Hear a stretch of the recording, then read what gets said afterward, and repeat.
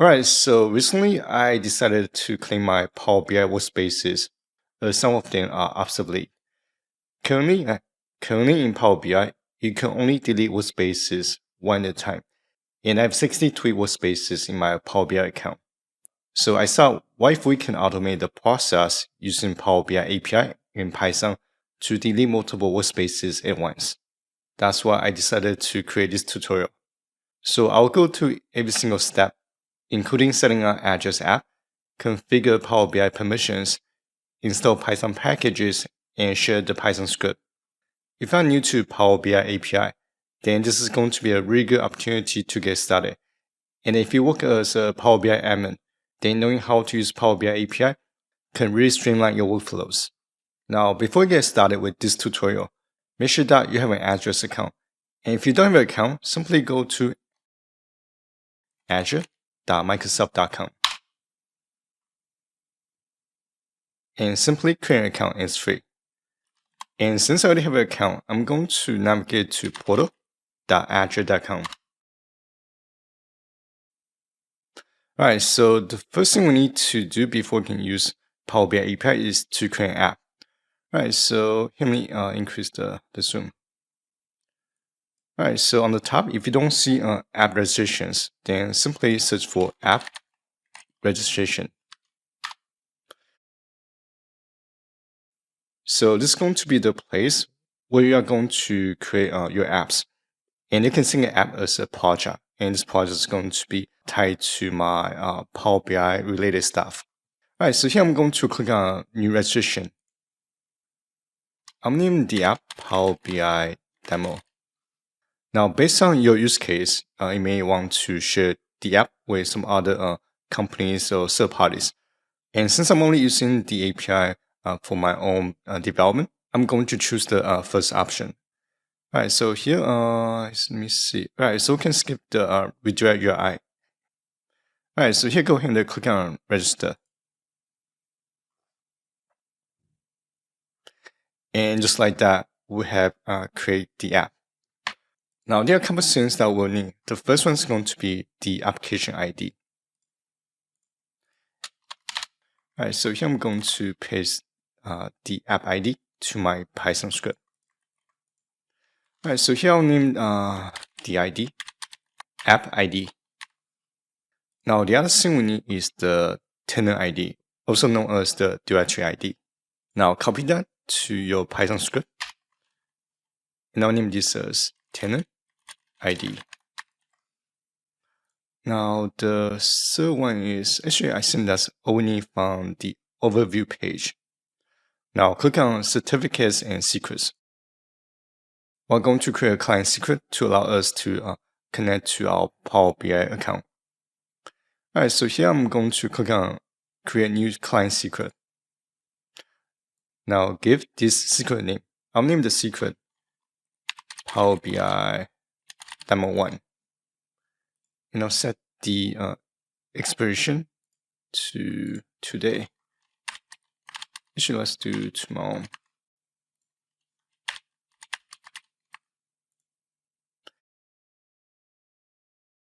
Now, right here, you're going to see two set IDs. One is going to be the secret ID that ties to the key. And to authenticate your access, we only need the client value.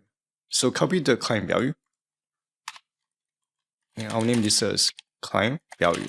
Actually, let's name this as secret value.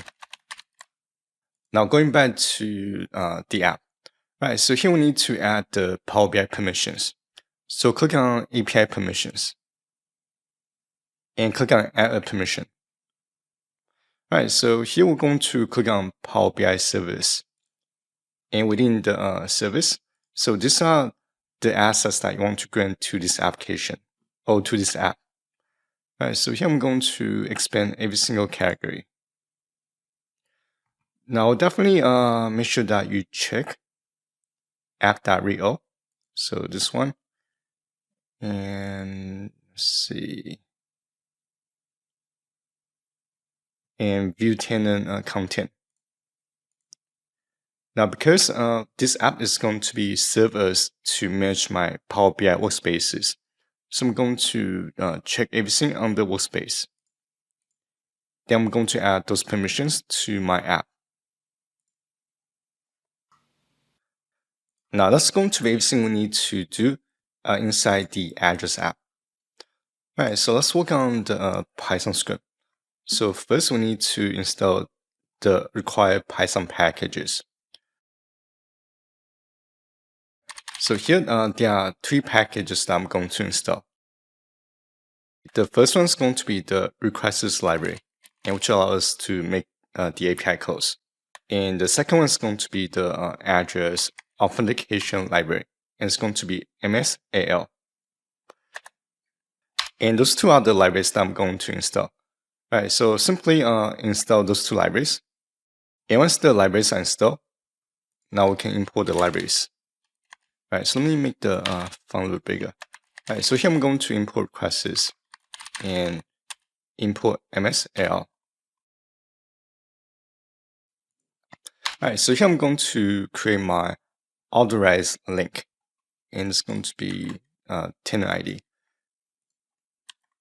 So basically, when you make a request code to login.microsoftonline.com followed by your tenant ID, when you make a request to this website, followed by providing the scope that want the API to give us permission to the app based on this scope value. Now, those are all the IDs that we need to prepare. Now we need to create an app instance that link to this Power BI demo app. All right, so I need to replace my variables, and this will be secret value. Now I'm going to highlight this code block, and I'm going to run each line individually. Now we're going to generate the access token. All right, so first I'm going to make sure that the result is always set to none. So result is going to be the access object that we're going to generate using the app.acquire token for client method. And here we're going to provide the scopes. And let me replace that with the scopes object. Now if I run these 2 lines, and if I print result, and it's going to return a dictionary, and here's our access token that we need to pass to connect to our Power BI account. So here let me enable my CodeWhisper plugin. Now, just in case, if we run into any exception, so here I'm going to insert if statement. I'm going to check if the access token key is in the result object. Then I want to print. Actually, I don't need to print. So let's do this. I'm going to say if access token key is not in the result object, then I'll simply print the error message. Then I'll raise an exception.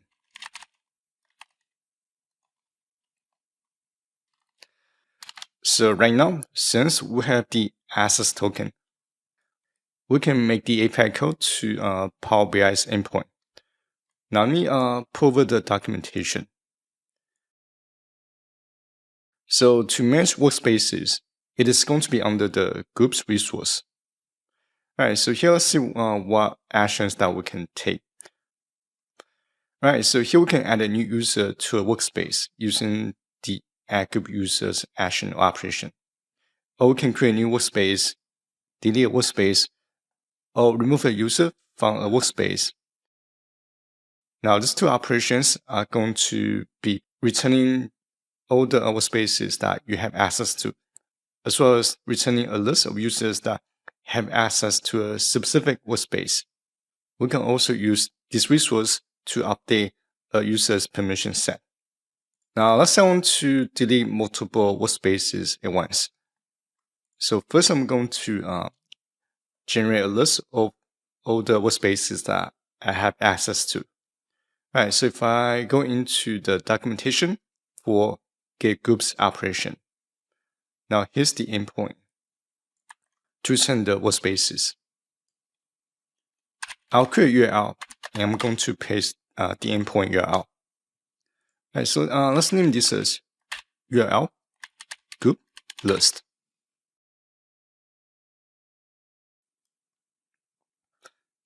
Then I can make an API call to this endpoint. Right, so here let me update the URL. Now here we're going to make a GET request. We're going to pass the endpoint URL followed by the headers. And the headers is going to be the authentication authorization. So here we're going to provide the authorization key. And for the value, it's going to be bear space followed by the access token. All right, so let me go ahead and run this code block. And I'm going to run the API call.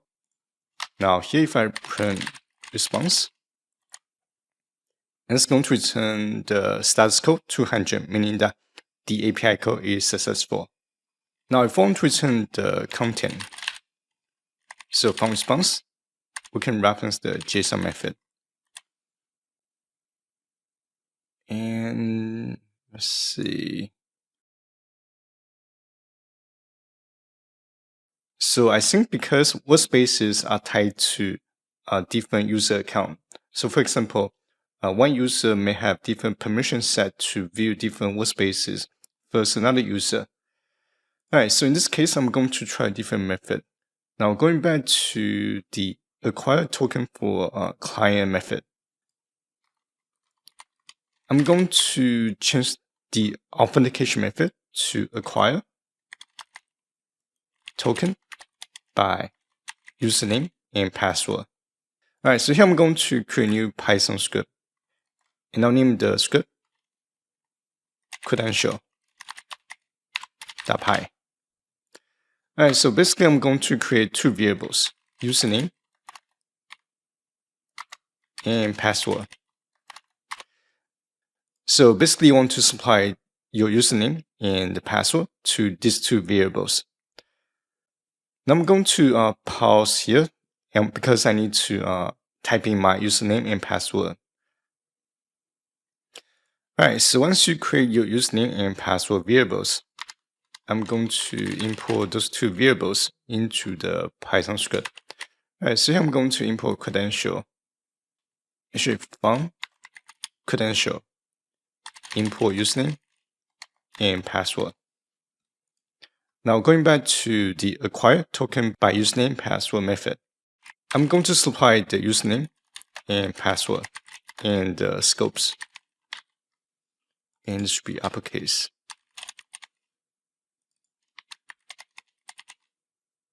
And I'll name the output as result. Alright, so let me try again. Let me terminate this session and let me start everything from scratch. Alright, so my result object is empty right now. So I'm going to go ahead and run these lines. Now if I print result, now this time if we look at the dictionary object, so we have the scope, then we have the access token right here, and there are a couple more things, right? So here I can see that we have a new dictionary key called Jenn, which is going to be my account that ties to this authentication session. And there's one more thing that I forgot to mention, and it's a pretty critical step. I want to go back to my Power BI account. So you can get to this account by navigate to app.powerbi.com. Alright, so what we need to do here is there's one thing that we need to enable. So we want to go to settings. Then we want to click on admin portal. Now make sure that you're under tenant settings section. Now here you want to search for developer. Now under the developer settings section, you want to make sure that you enable embedded content in apps and allow service principals to use Power BI API. And there are a couple more that I would recommend that you also enable. Now, if you are a Power BI admin, then I would also recommend that you enable these three settings. So because I'm only using Power BI for myself, so therefore I'm only going to enable this option, Enhance ML API response with detailed metadata. And this one, actually let me just go ahead and enable this option as well. Enhance ML API response with text and mashup expressions.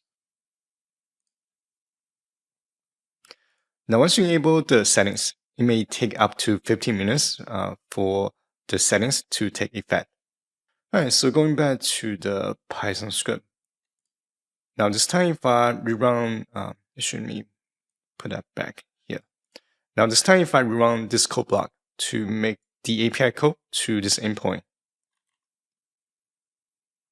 and my response object is now returning every single workspace that I have access to. All right, so let's do an exercise. Now, as I want to delete, here, let's go back. Let me go into Workspaces. All right, so let's say I want to delete all the workspaces name that contains. Let's do Winsor. I think that's how you pronounce it. So I have all these workspaces that coming from this vendor, and I want to delete all the workspaces that where this vendor is in the workspace name. So by Winsor.ai. All right, so what we can do here is let's go back to the documentation. All right, so what we can do here is we can use the delete group operation. And here's the endpoint. So all we need to do here is we need to make a delete request to this endpoint. And it's going to be the base URL followed by the workspace ID. All right, so I'm going to copy the URL. And let's name this as URL group delete. And I'll copy and paste. Now here, let's save the JSON output into an object. And let's name this as workspace list. All right, so let me see the keys. Now from the JSON response, we have 3 keys, 2 metadata key and value. And value is going to contain the workspace information. All right, so here I'm going to reference the value key. And I'll name the output as workspace list. Now if I just look at the first item. Now from this dictionary object, and basically this is going to be one by workspace item. So we have the workspace ID, the item type, in this case is going to be workspace, and the workspace name. Now here I can say for workspace, in workspace list, if workspace name, actually this should be if this text Winsor is in the workspace name, then I want to make a delete request. And I'm going to convert this to fstring. And group ID is going to be coming from workspace ID.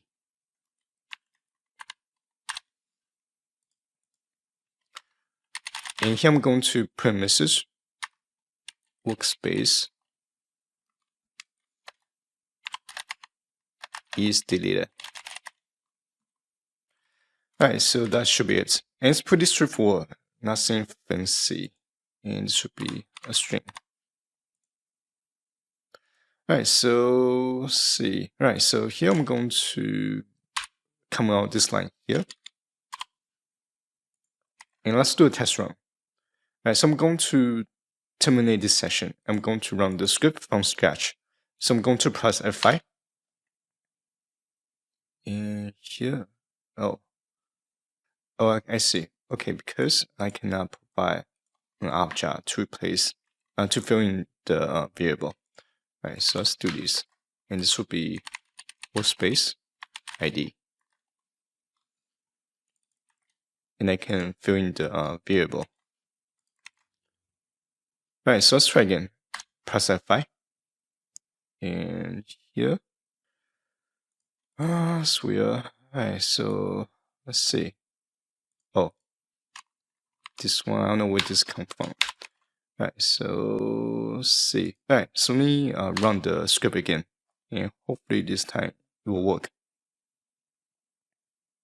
Alright, so here, if we look at the output here, I don't know where this one comes from.